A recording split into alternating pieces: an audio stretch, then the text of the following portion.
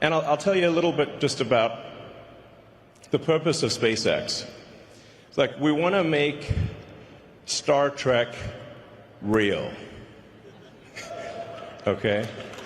We want to make Starfleet Academy real, so that it's not always science fiction, but one day the science fiction turns to science fact.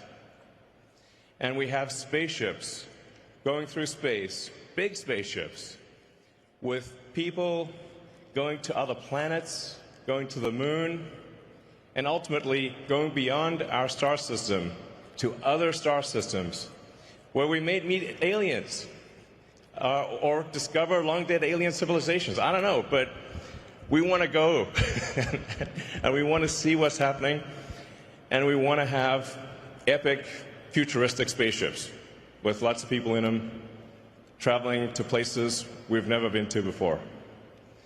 Yeah, that's that's the goal.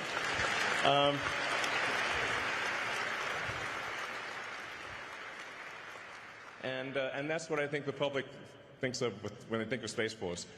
So, on that note, I'd like to introduce the Secretary of War, Pete Hegseth. Thank you, Elon. Appreciate it. Thank you very much. How about this? Star Trek real. Star Trek original. Yes. Appreciate it. I love it. Well, what a tour. What an opportunity to be here at Starbase, Texas, with Elon and the SpaceX team. There's nothing like this in America. There's nothing like this in the world. And what you have built and what you will build here is a testament to the strength of American ingenuity and American invention. Over the past several months, I've talked at length about the challenges we face in transforming the War Department to address current and future missions, all in service of meeting the needs of the 21st century warfighter. I'd like to think we've already made dramatic progress in the Pentagon's culture by reviving the warrior ethos, and we're moving out quickly and transforming our acquisition ecosystem as well. But today is about how we supercharge innovation at the War Department for the era ahead. Innovation is happening at a pace we can't even foresee, and we need the entire enterprise, our enterprise, to embrace the urgency required for this moment. If you talk to Elon Musk long enough, he will tell you how important hypersonics and long-range drones are, and he's 100% correct. Space capabilities, directed energy, and biotechnology are the new areas of global competition.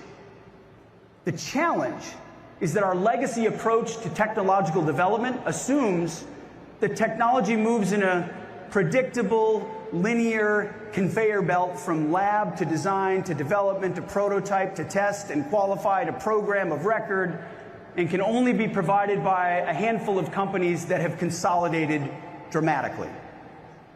Now, while this system provided us with the weapons that won the Cold War, it is archaic and inconsistent with the novel threat environment that we face today. In short, when it comes to our current threat environment, we are playing a dangerous game with potentially fatal consequences. We need innovation to come from anywhere and evolve with speed and purpose. You see, America's open scientific community is an advantage authoritarian regimes cannot replicate. They can read our scientific papers and copy our invention or distill our AI models, but they cannot replicate a culture like this one of open and distributed research. We need to be blunt here. We can no longer afford to wait a decade for our legacy prime contractors to deliver the next perfect system, only to find that it's delivered years behind schedule and cost 10 times what it should. Winning requires a new playbook. Elon wrote it with his algorithm.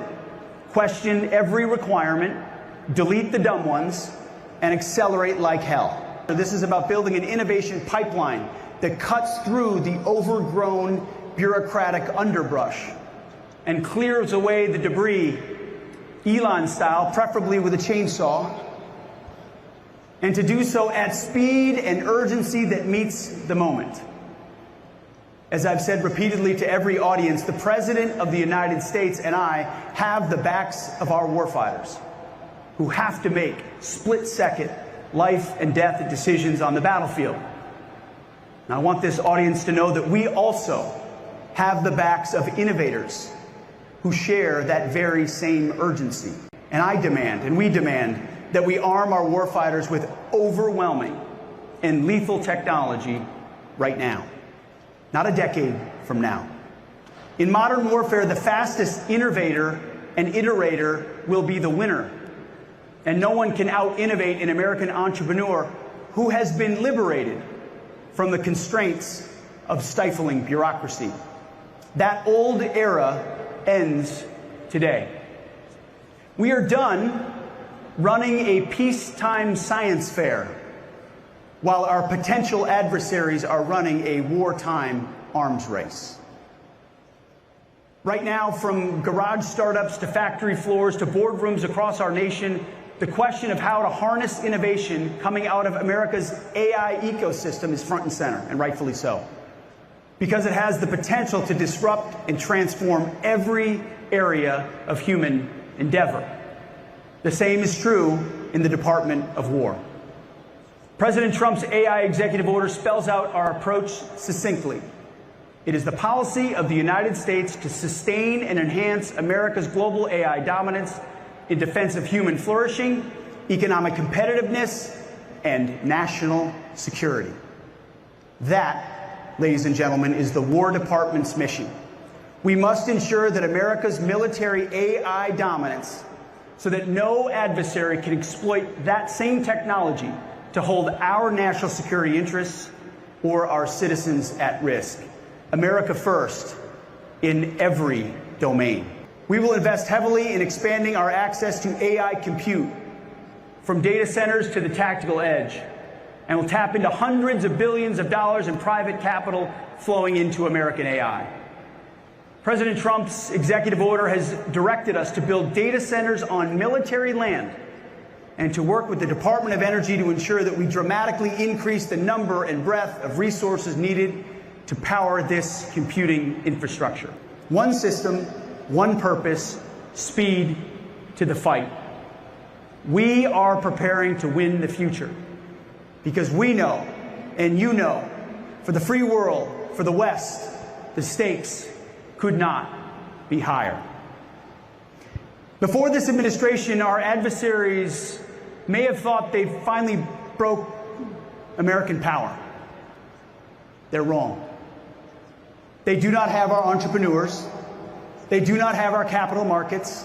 They do not have our combat-proven operational data from 2 decades of military and intelligence operations. They do not have our hard-won classified technologies. They do not have the ingenuity and tenacity of American warfighters who refuse to lose. They don't have a military that can go 37 hours to downtown Tehran or downtown Caracas without being seen in the process. Gahi cara baru mendapatkan informasi. Download MetroTV Extend sekarang.